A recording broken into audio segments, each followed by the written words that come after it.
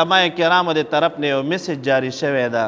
رمضان المبارک ته غیبت پکې ګناه ده که نه؟ ګناه ده که نه؟ علماء کرام فرمایي کم خلک چې غیبت کوي د هغې مسلمان روژه ماته د فقهای کرامو قول لکه څوک مني کو نه مني. ټیک ته تا خو 14 ګنټې خولې له اوبه نه دي وړي، 14 ګنټې د خولې له روټۍ نه ده وړي، 14 ګنټې د چای نه ده وړي، خو لیکن د مسلمان غیبت دې کړی ده، ستا روژه ماته شوې ده او داسې مجرمې لکه په چای او روټۍ چې سړی روژه ماته کي. او بیا چې څوک د علماء کرامو غیبت کوي ورونو دا به څنګه وي؟ دا به ګناه وي که نه؟ لحوم العلماء مسموم. الله پاک جل جلاله فرمایي د یو مسلمان غیبت کول دا داسې ده لکه د مړ رور غوښه خوړل دي. او پیغمبر علیه السلام مبارک فرمایي لحوم العلماء مسموم. دا علماء کرامو غیبت کول داسې دي لکه زهرجن غوښه چې خوري. هغه غوښه په زهرو کې ګډه شوې ده، زهر پکې والی شوي دي او هغه غوښه ته وخوري. سړی خو چې مسې زهر وخوري پاتې کېږي؟ نه پاتې کېږي. او بیا چې کمې غوښې کې زهر ګډ وي او هغه غوښه وخوري ته به پاتې شي. معنا څه؟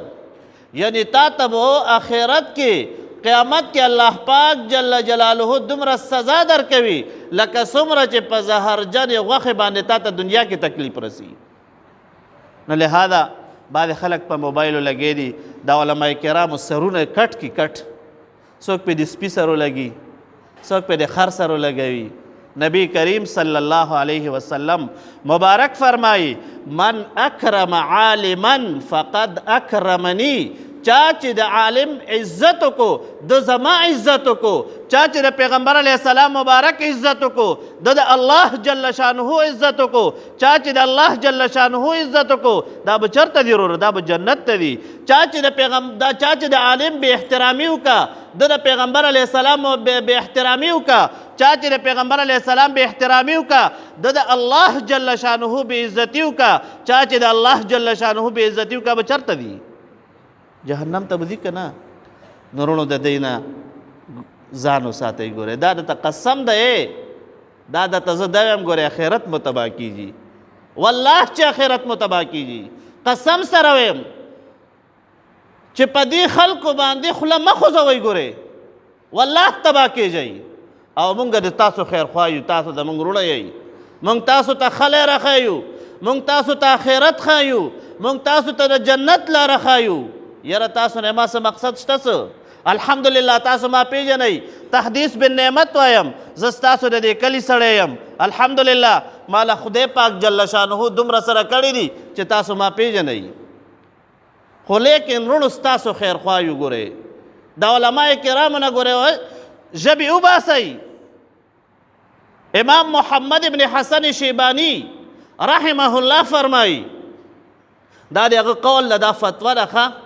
دارالعلوم حقانیې ته یوسئ، امداد العلوم ته یوسئ، دارالعلوم دیوبند ته واستوئ، دارالعلوم کراچۍ ته واستوئ. هغه فرمایي کم سړی چې د عالم د علم د وجې نه بې قدري وکړي په ده ښه طلاقه ده.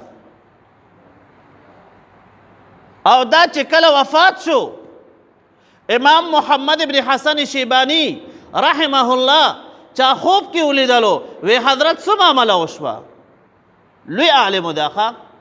دا زما ستا فقه حنفي چې ده دا د امام محمد ابن حسن شیبانی رحمه الله کارنامې دي. دا د حضرت امام ابو حنیفه رحمه الله شاګردو. نو چا ورته وي حضرت څه معامله وشوه؟ وی زه چې خدای پاک جل جلاله سره میلاو شومه نو ما ته وفرمیل ای محمده تا دنیا کې زما علم زده کړی ده، ستا دنیا کې زما د قرآن کریم علوم زده کړي دي، ستا علوم شریعت زده کړي دي.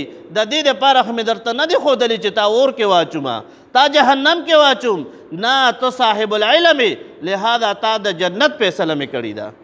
وروڼو د دغې خلق د دغې اهل علمو علماء کرامو دنیا کې الله پاک جل جلاله ګورې فیصلې کړي دي. او وروره نن څوک فرشته خو څوک نشته که نه؟ زه هم ګنهګار یم، تو هم ګنهګار یې، زه هم غلطو کې راګیر یم. ته به ما ته دعا کوې زه به تا ته دعا کوم. زه به ستا خیر خواهم ته به زما خیر خواوې.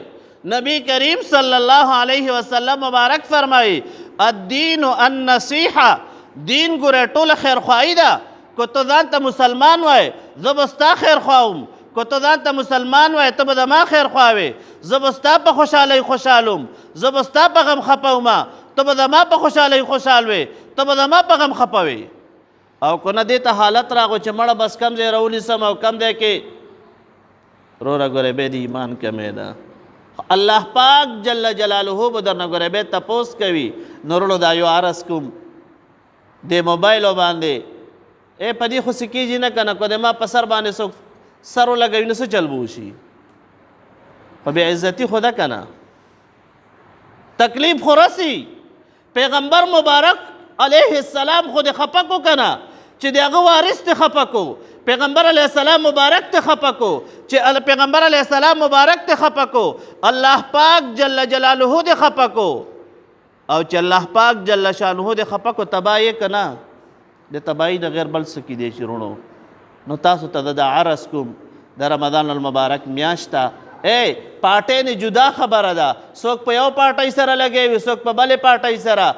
زه جمعیت علما اسلام کې یم، ته پیپل پارټۍ کې، دا پی ټي آی کې ده، هغه نیشنل کې ده. د هر چا خپله خوښه ده، څوک په چا خو زور نه کوي. خو لیکن د اهل علمو د بېعزتۍ نه ګوره ځان وساتئ. دا راته خیرخواهي خبره کومه. دا راته یو ځل حضرت امام ابو حنیفه رحمت الله علیه بره کمرې ته وختو دویم چت ته. نو یو کس ورته دروازه وټکوله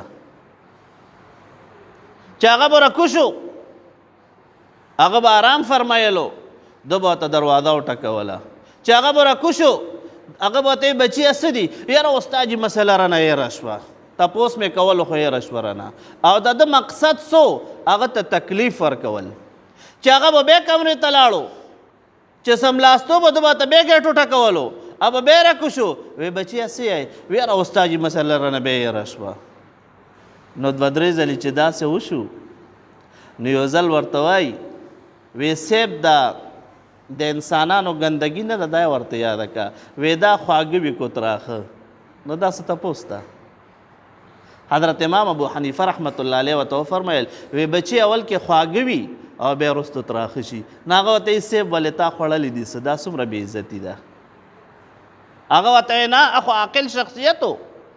وی اول کې خواږه ځکه وي مچان پې تاو رتاو کېږي، او چې کله بیا دا ګندګي وچه شي بیا وله مچ نه راځي ډېر. دغه خبرې کولې هغه سړی چې تلو سټې مات شو را پرېوتو. وی دا د امام ابو حنیفه رحمت الله علیه صبر و چې دا یووالو. وروڼه د علماء کرامو د بې عزتۍ نه، د هغوی د غیبت نه، د هغوی د ای سره د بد ویلو نه ګوره یقین سره یم چې دا ځان وساتئ. وروڼو آخرت مو هم تباه کېږي، دنیا مو هم ګوره تباه کېږي.